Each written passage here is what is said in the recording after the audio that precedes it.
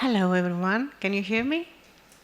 Thank you so much for inviting us in this very interesting and with many participants with valuable opinions about ICT and the maritime. It is a huge honor. Okay, let's start with how we approach about cybersecurity by first elaborating on some data by ENISA. ENISA is the European Union organization for the network and information security. Therefore, they are reliable for all the regulations that are coming out regarding cybersecurity and, of course, the cyber resilience and cybersecurity of Europe.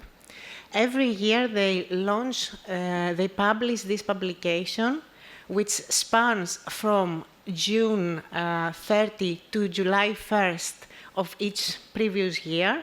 So this year we will see the data from 2024 to 2025, and we will see just 3 slides, just to understand how maritime is facing and how it is governed by cyber attacks and cyber defense. Okay, first of all, let me tell you that they had this year, June to July 2025, we had as reported as official cyber attacks in the European Union, 4,875 attacks. So, out of those, these are the sectorial, the segmentation on each sector that faced these attacks. As you will see, the transport is the second sector, identifiable sector, with the most attacks in the European Union, which puts maritime in the center of the interest of the resilience of Europe. The second slide, I will urge everyone, if you are interested, to download it. It's publicly available. Every year you will find each one for every year past, so you can see gradually how these are distributed per year. So, why are we focusing on compliance? We are focusing on compliance because the huge, the best, the most successful way of reaching us, a hacker, is not through our systems. Primarily is through people. People are the center, are the most vulnerable element of everything. And the technique is called phishing. Of course, there are other terminologies to address other channels. There is smishing for SMS, there is phishing for voice, because as they demonstrated earlier, the colleagues for artificial intelligence, and they showed you that any simulation can happen, voice simulation. So we have 3 techniques that are the most popular ones. They are phishing, smishing, and phishing, and they are the ones that are targeting people. People are the first point of vulnerability or defense, and through them, they can reach the systems. The third one is interesting. Previous years, what was driving a hacker to attack our systems was not ideologies. Primarily, it was money. Money was in the center. What we see this year is that ideology governs the attacks and the attack surface. They are going for 79.4%. Out of 4,875 attacks that we faced were driven from their ideology, either nation ideology, hacktivism, anything. Just allow me a bit in order to take you to compliance, because, you know, we have some terminologies that we take for granted, that we understand them and we go through them, but absolutely we don't grasp them entirely. So please allow me to just take a step back and take you to the world of security awareness trainings. Okay, in security awareness trainings, we say that there are three pillars, three cornerstones of information security. Let me go back just one step and say something. When I started in the IT industry 35 years ago, because I'm a bit old, we didn't have the term of cyber. We have the term of security, but we never had the term of cyber. Cyber is very modern, is very marketing-oriented, but it covers a bit the essence of the issue. Information security, it's called. It's information and information systems security. This is what we are trying to protect, where we want to be resilient on. And for information security, we have three pillars. I will start from the third, because everyone understands that cybersecurity is technology. No, it's one of the three pillars, definitely. The systems, the hardware, everything.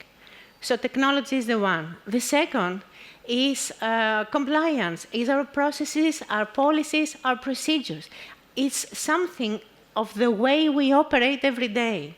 So this is the second cornerstone. And the third one, the center of everything is people, is our human resources, it's us. So we are one of the cornerstones of information and information security. Why do we value so much information security? Previous speaker covered me a lot, because if we don't have security on our assets, apart from all the laws, all the fines, everything is the reputation that we want to maintain. It's that we want to be part of a secure supply chain. By the way, all the regulations, the latest years, are focusing on how every organization, every industry cooperates with the other industry. We are not alone in this world. So every one of us, every one of the organizations of the industries can be a very weak point of the other industry, of the people that they are cooperating with. So everybody now, all the regulations are focusing on supply chain. DORA, NIS2, IMO, everyone identifies a potential either defender or weak point. You matter, because maritime shipping industry is the second mostly famous for the hackers, because you had a lot of hits, and because your industry affects almost the entire other industries in the world.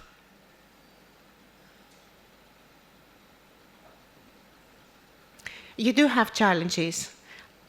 Previous speakers covered me a lot on that. I don't want to stay a lot on this topic. Definitely you have OTs, definitely you are not on a sole building, you don't stay at shore, you have vessels, you have people from every nationality, your ships are everywhere, so you have a lot of potential attacks.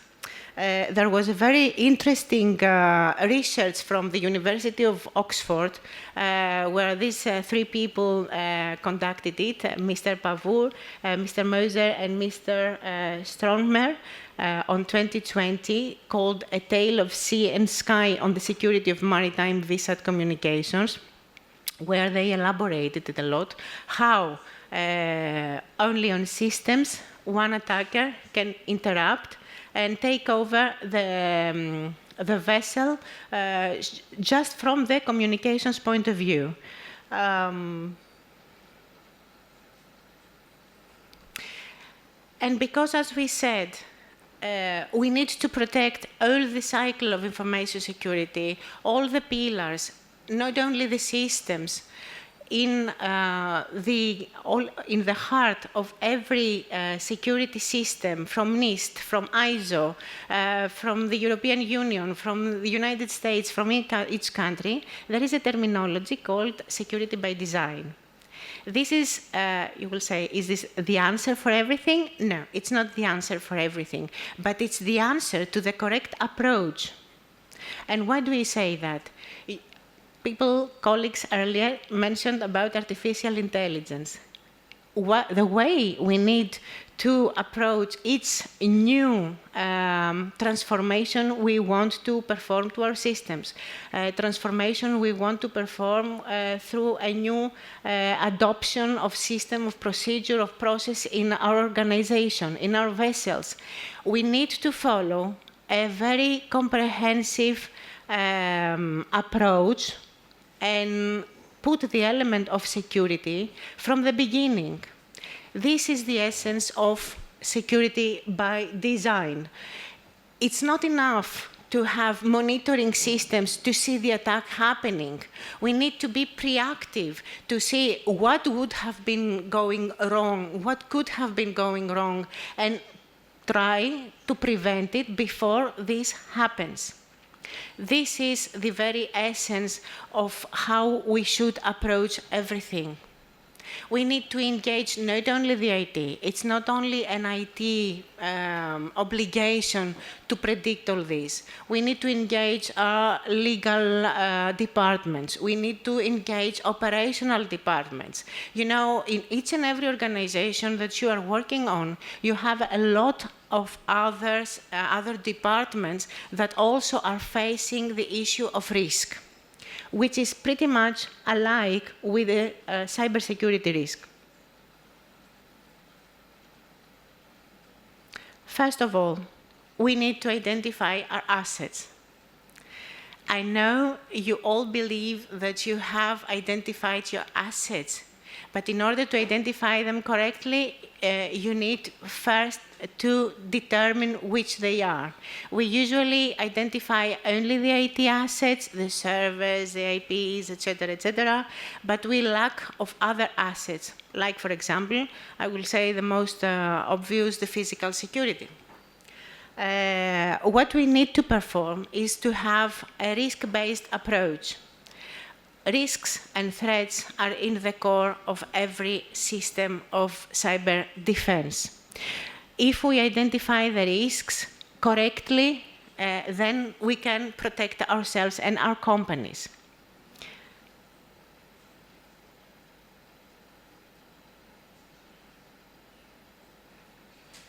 This is the way we approach as a company, as a cybersecurity company.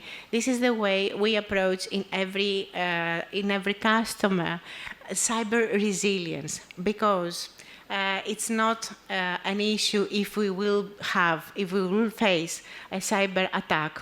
Every company every day has minor or major cyber attacks. Some are reported, some are not. Almost 5,000 of them were reported officially in the European Union. But we have every day more and more. By the way, about 14 years ago, there was an NSA person in the director of NSA in the United States that for first time identified in the Capitol in the United States that there might be a cyber Pearl Harbor that should have been predicted, so the government of the United States should invest in cybersecurity. Nobody listened to him entirely then, but in the next 2 decades, he was definitely very, very right. Okay, so if it's not a matter of if, but it's a when, then what do we have to do? We have to be resilient. We have to prepare the next day. We have to be operable. We need to have all the measures, all the techniques in place, all the controls that will make us be resilient and operable the very next day. So what do we have to do? We need, first of all, to perform risk assessments. We will have to thank for that NIST and ISO for that, because they gave us the methodologies to perform correct risk assessments and to have a correct risk management for all the risks that we are facing. After that, we decide what we will do with the compliance. Primarily, we need to perform a very thorough risk assessment. After we implement all the controls, all the necessary policies, procedures, technical measures, we train our people, everything, and then again, we check if everything is in place correctly, if our measures did have the results that we wanted them to have, and then act again and have all the cycle for our entire life, because this is a process, as we said, it's not an end point. Cybersecurity is not an end product. It's not something that we can buy or we can put and have safety forever. So for us, if we could contribute something to you today, is that compliance and governance are not your enemies. They are not a tick in the box. They're not something that we do just because we have to do it for the legislation, for the ISO that the company holds, etc., etc. No, we do it because through this correct process, we can anticipate, we can prepare, and we can be resilient, which is exactly the very essence of what we are seeking to do. Definitely, regulations are driving the whole process. But as I said, it's very important to understand the usage before the fine. There are some industries that were pioneers on that. For sure, the financial sector. Everyone wanted to protect their money. Money comes first.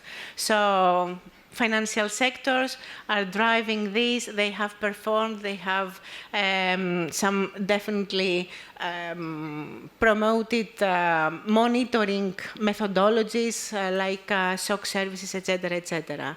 But also aviation, which comes from transport. Aviation did go one step ahead on cybersecurity by implementing a lot of incident simulations and checklists. As I said, it's very important to understand that security is an issue for every one of us. It has to do with all the aspects of the business. It's not only for IT. It's not only the tools. So if we need to have a correct cybersecurity strategy and to narrow down the attack surface, we need to understand our contribution and our assistance on the cybersecurity entirely. The second thing that I would like to say is, do not forget that your crew are people, and people are always on the center of the cyber attacks. So the more you train them, the more you explain them, the more they understand and they implement themselves a shield for the entire organization and its vessels.